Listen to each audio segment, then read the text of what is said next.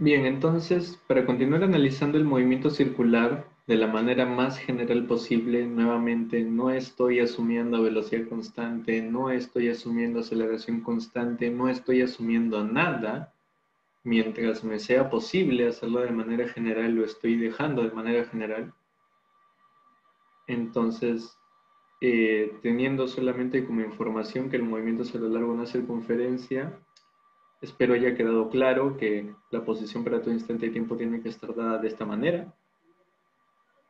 Y ahora sí, vamos a calcular a la velocidad, ¿no? Que va a ser otra herramienta importante para entender este movimiento. Y la velocidad es la derivada de la posición respecto del tiempo. Y yo ya les había dicho de que deriva respecto de la posición, que es derivar respecto de un vector, no es nada del otro mundo, ¿no? Derivar respecto de un vector simplemente es derivar componente a componente. Entonces, quiero que me digan en el chat ustedes, no yo, ustedes, ¿a qué es igual la velocidad?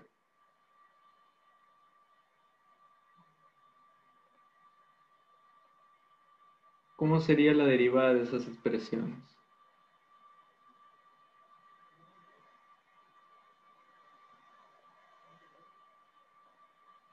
Comiencenme dándome, a ver, comiencen dándome la derivada de este señor y luego la derivada de este señor. Díganme ustedes, ¿a qué es igual a la velocidad? ¿A qué es igual la velocidad para todo instante de tiempo? Nosotros hemos hecho esto en el capítulo de derivadas. Nosotros hemos visto derivadas de polinomios y también les hice derivadas de funciones trigonométricas, ¿no? Derivada de seno, derivada de coseno. Ahora vamos a poner en práctica esas herramientas.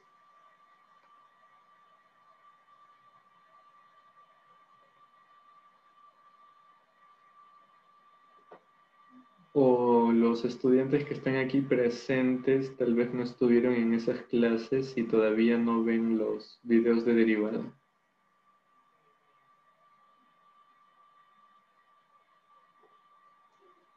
Respóndanme en el chat esas cuestiones, por favor.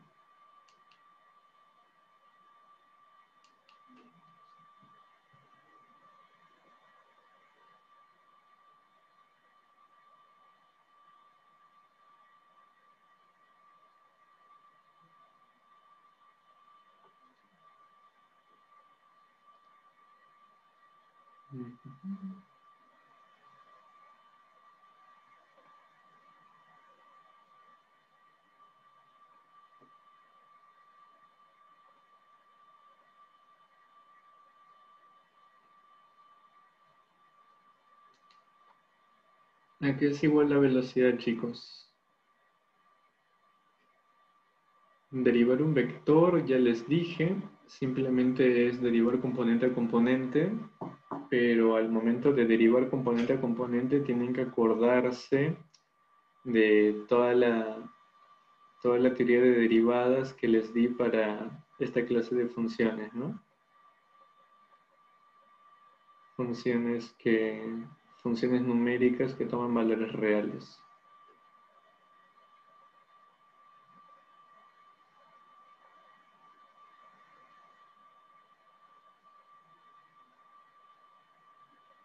¿Han visto esas clases ustedes? ¿Han visto esas clases de derivadas?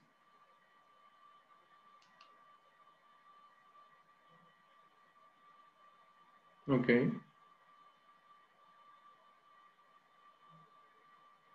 ok.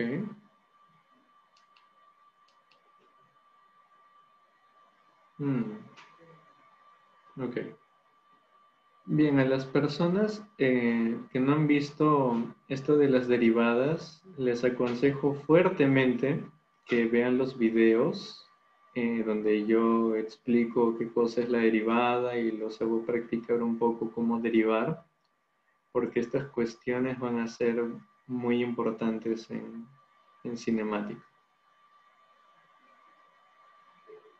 Ok, entonces esas personas espero se pongan al día en ese aspecto. Bien, entonces el tema acá es lo siguiente, ¿no? La derivada del primer factor va a ser igual a lo siguiente, ¿no? Tenemos una constante y tenemos una función que no depende directamente del tiempo. Entonces, por aritmética de derivadas, yo sé que la constante puede entrar o puede salir. Entonces terminamos con esto, ¿no? Terminamos con R por la derivada con respecto del tiempo de coseno por un ángulo que es función del tiempo. Coseno de un ángulo que es función del tiempo, mejor dicho. Y acá lo que se hace para derivar es utilizar la regla de la cadena, ¿no? La regla de la cadena me dice que la derivada de esta composición de funciones simplemente es igual a la derivada del coseno respecto de teta por, acá sí es un por, la derivada de teta con respecto al tiempo. La derivada del coseno de teta con respecto de teta es algo que se hizo en clase, eso es menos seno de teta. Y la derivada de la posición angular con respecto del tiempo es algo que tiene nombre y apellido, ¿no? Es la velocidad angular.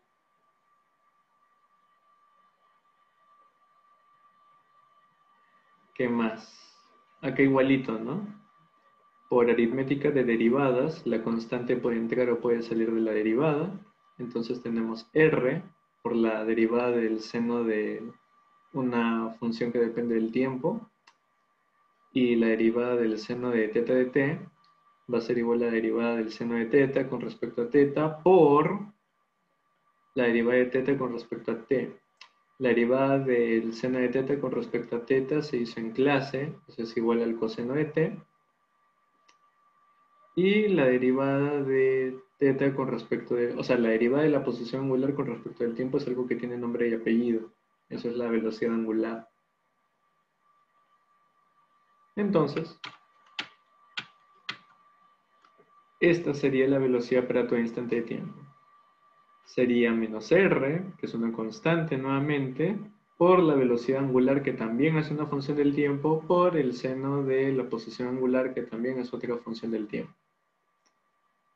Y de acá podemos obtener algo muy interesante, ¿no? Nosotros sabemos por definición que la rapidez angular es el módulo de este vector. ¿Sí, chicos? La rapidez angular es el módulo de este vector. Y si ustedes le sacan el módulo a ese vector, que no es otra cosa que hacer Pitágoras de esa cosa, van a llegar a esto, ¿no? Van a llegar a r al cuadrado,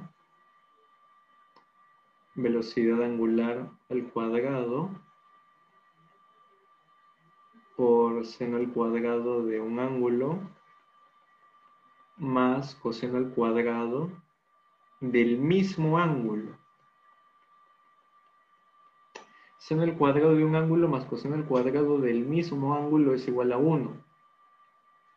Y terminan con esto de acá. Terminan con la raíz cuadrada de r al cuadrado por la velocidad angular al cuadrado.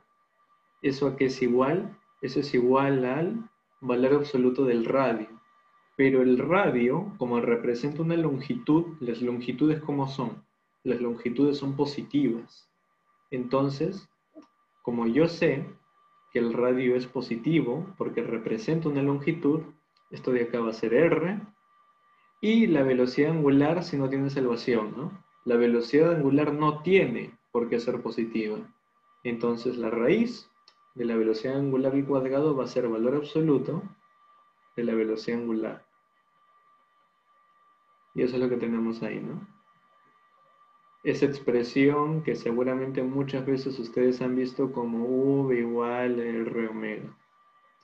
Pero eso es un tanto informal. Lo correcto es que el módulo de la velocidad, es decir, la rapidez, es igual a R, que es una constante, por el módulo de la velocidad angular en el mismo instante de tiempo. O también dicho de otra manera, la rapidez de una partícula en el instante de tiempo t va a ser igual al radio de la circunferencia por la rapidez angular de la partícula en el mismo instante de tiempo.